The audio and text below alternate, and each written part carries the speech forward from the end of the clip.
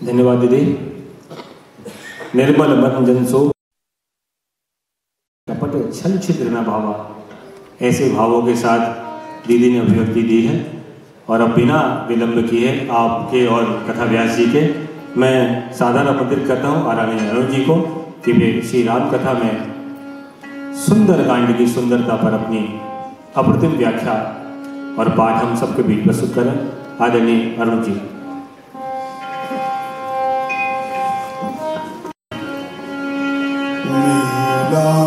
जैसा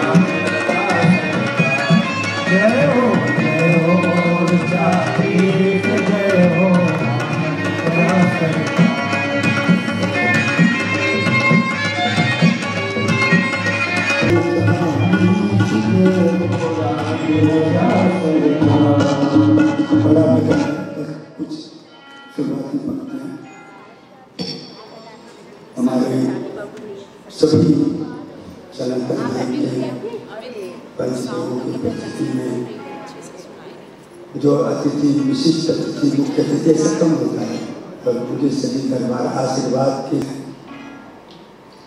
और इस संस्कार खाने के मूर्धन अनेक विद्वान जो लोग हैं उनकी उपस्थिति में कुछ लोगों से मैं पहले भी मिल चुका हूँ। डॉक्टर गुमस्ता जी जो खुद भी बड़े अच्छे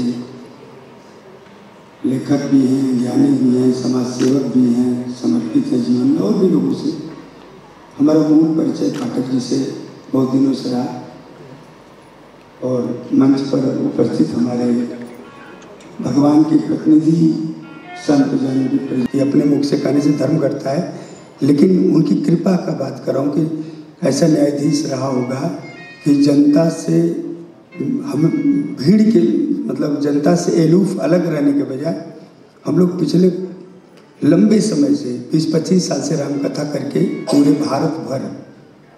भारत चारों सैकड़ों हजारों में भी कहें तो कथाएं कर चुके हैं अपने। अब तो अभी जस्ट रिटायर हुआ हूँ जनवरी 31 जनवरी 24 को भी।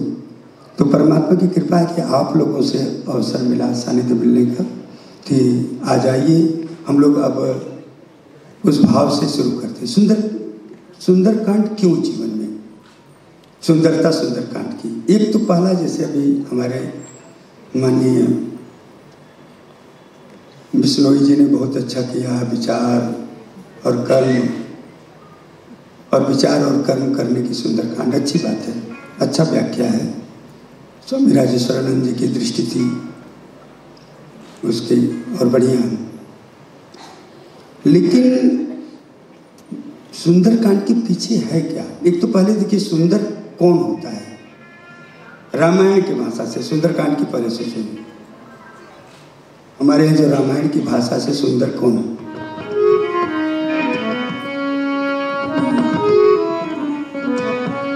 सोई पावन सुभग शरीरा, सोई पावन सोई सुभग शरीरा, जो तुम पाए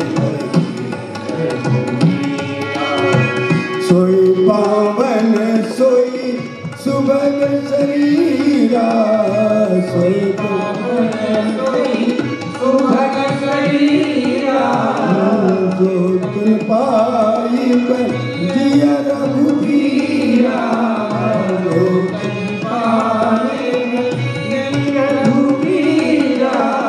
स्वार्थ साथ तेरा मन क्रम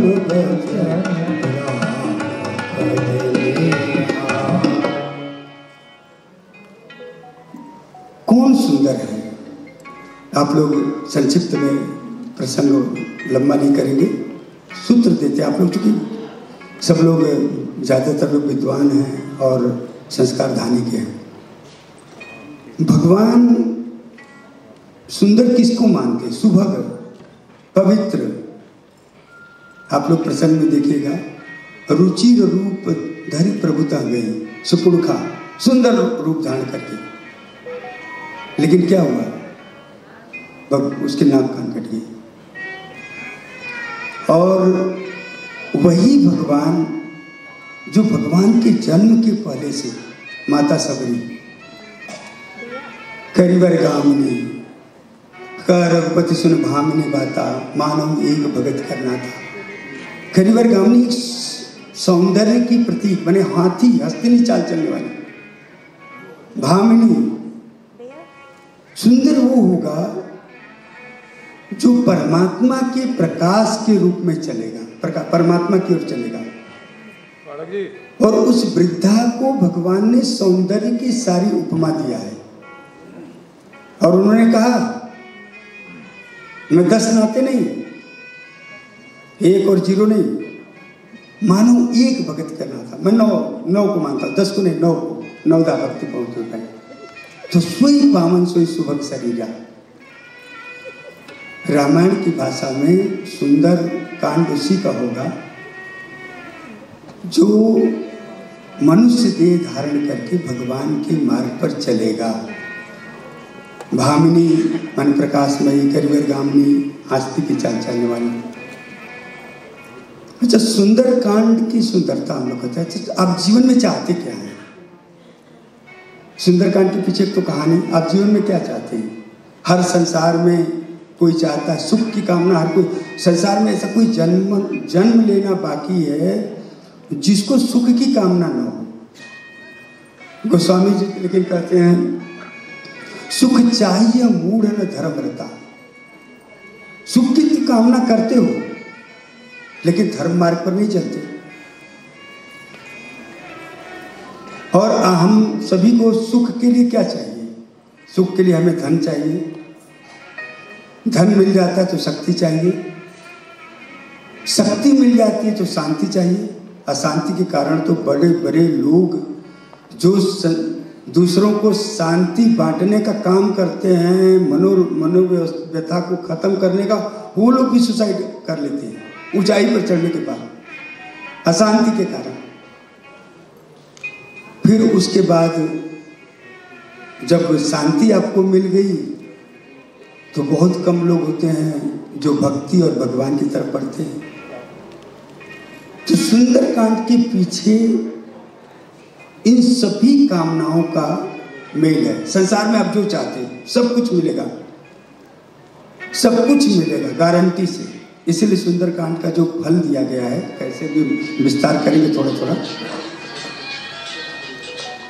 फल दिया गया सकल सुमंगलदायक रघुनायक गुणगान सादर सुनई से तरे भव सिंधु बिना जंजाल।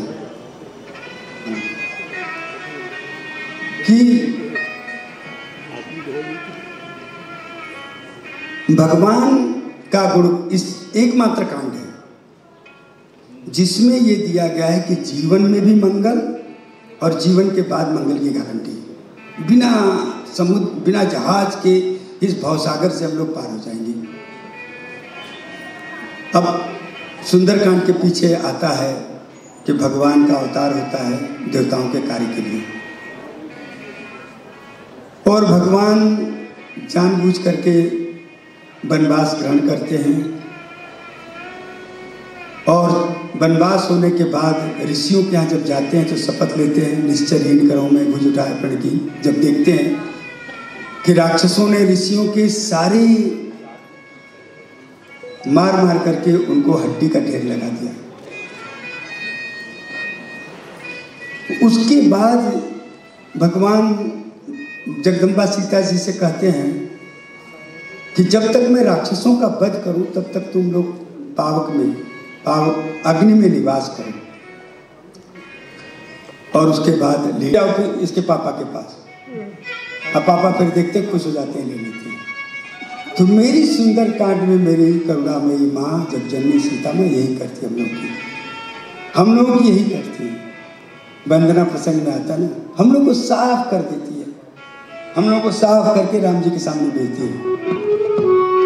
जनक सुता जग जननी जानकी, जनक सुता जग जननी जानकी, अतिशय प्रिय करुणा निधान की, अतिशय प्रिय करुणा निधान की, ताके पद कमल मनाओ, ताके पद कमल मनाओ, जासु कृपा मेरे मन मति पाओ, जनक सुता जग जननी जानकी, अतिशय प्रिय करुणा निधान की।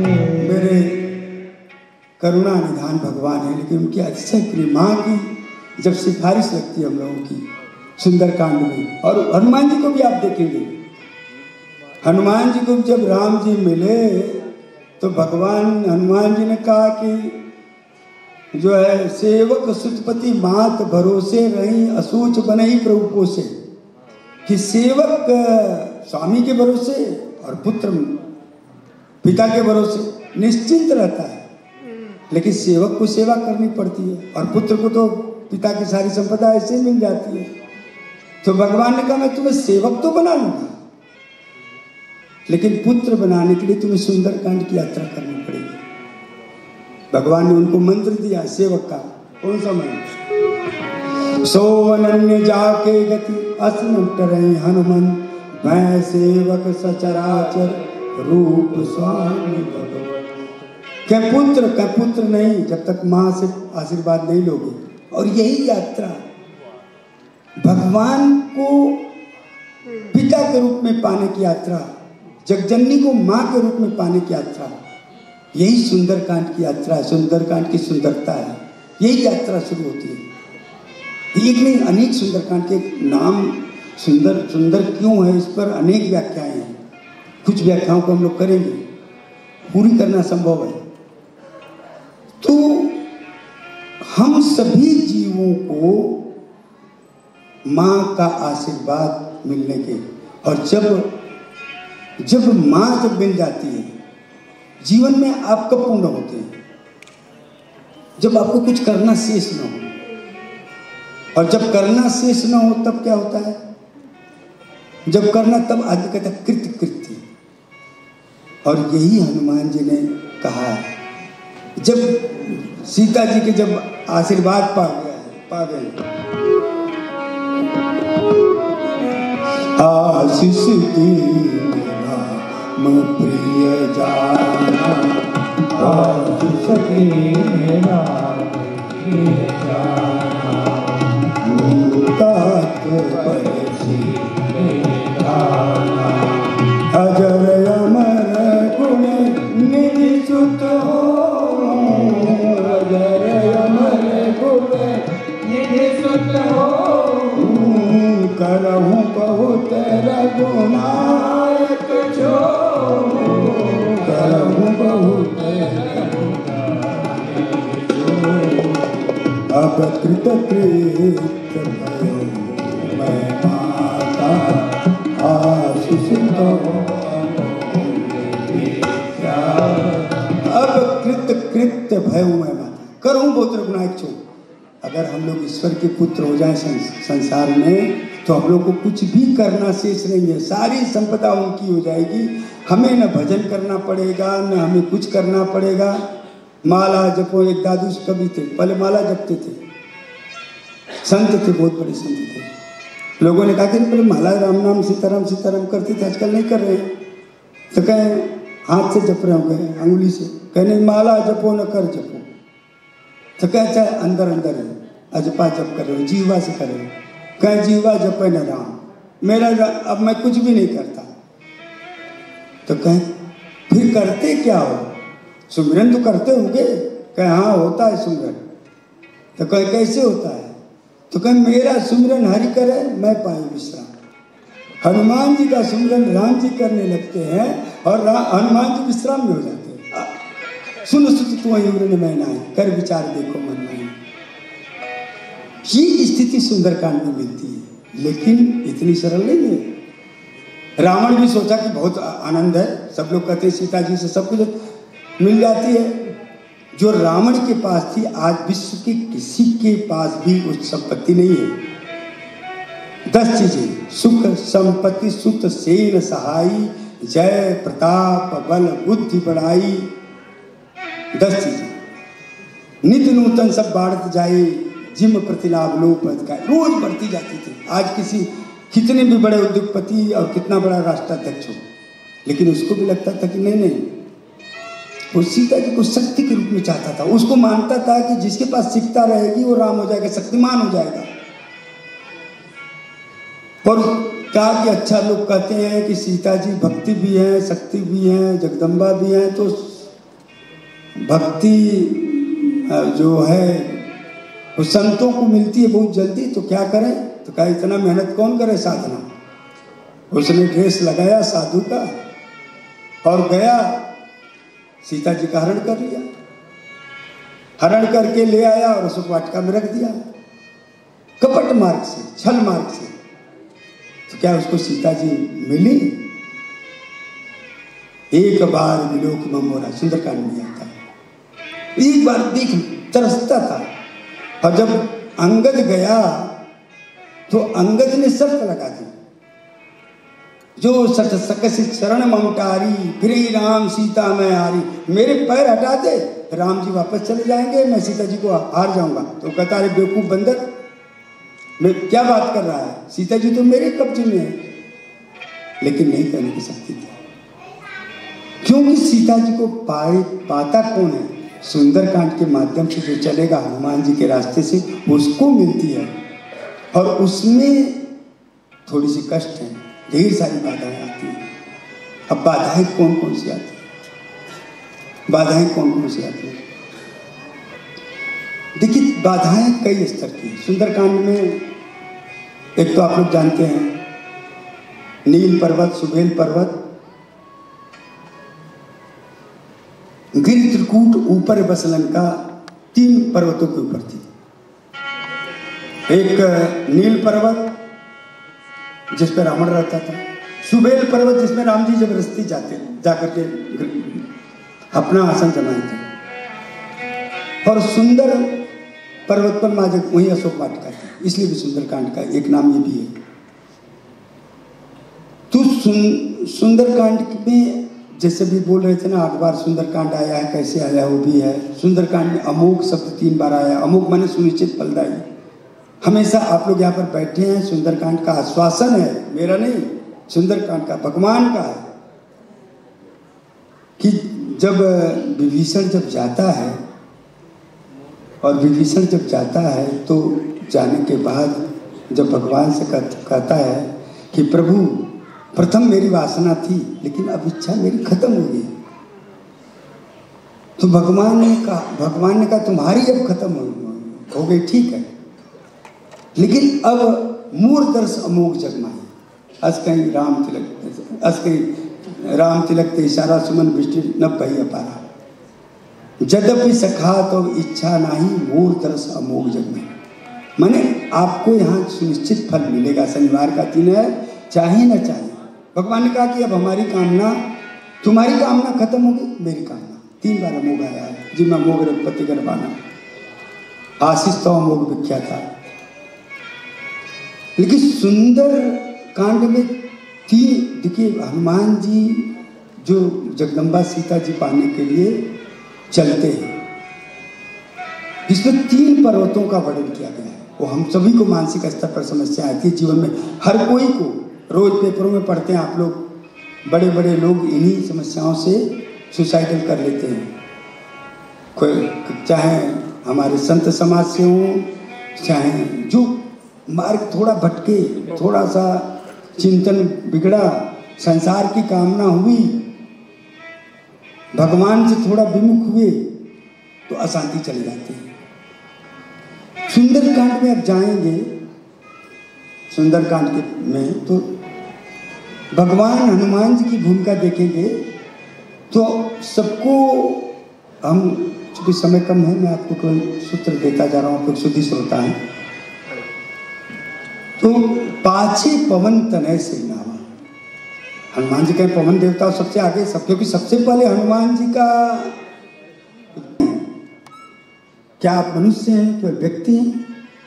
वेदांत कहता है, हमारा शास्त्र कहते हैं, रामचरितमानस कहता है, ईश्वर अंश जीव अविनाशी चेतन अमल सज सुखराशि। हम ईश्वर के अंश वंशी है, उसके छोटे से टुकड़े हैं, वो समुद्र है, हम एक बूंद हैं। लेकिन माया के कारण, सो माया बस करो गुसाई बधो की मरकट के नहीं, माया के कारण हम लोग बधे हुए।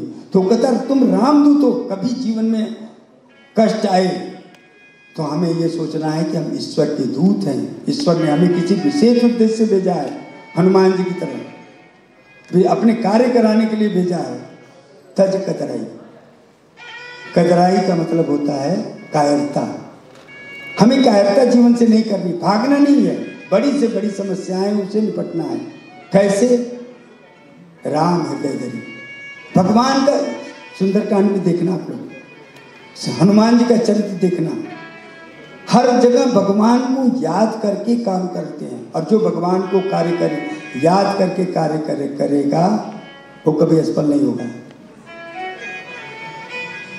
उसने लंकिनी इसी सुंदरकांड में कही है ना, प्रविश नगर की जय सब राजा, हृदय राज्य कौशल उदराजा, प्रविश नगर की जय सब राजा, हृदय राज्य कौशल उदराजा, गरल सुधारो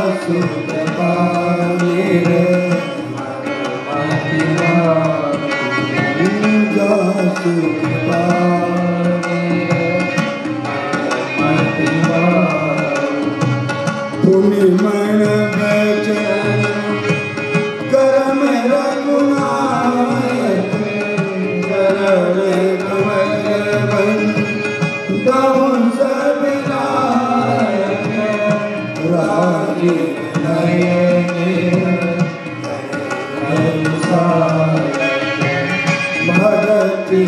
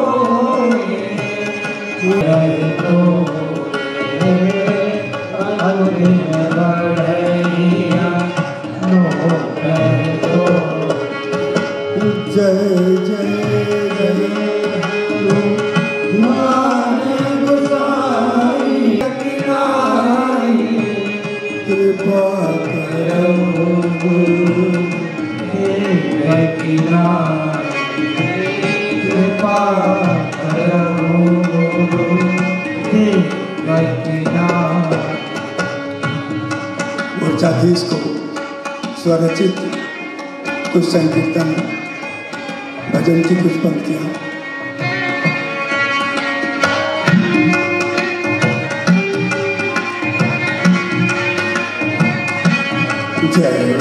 जय हो भोर चालीस, जय हो राम राजा सरकार, जय हो भोर चालीस, जय हो राम राजा सरकार।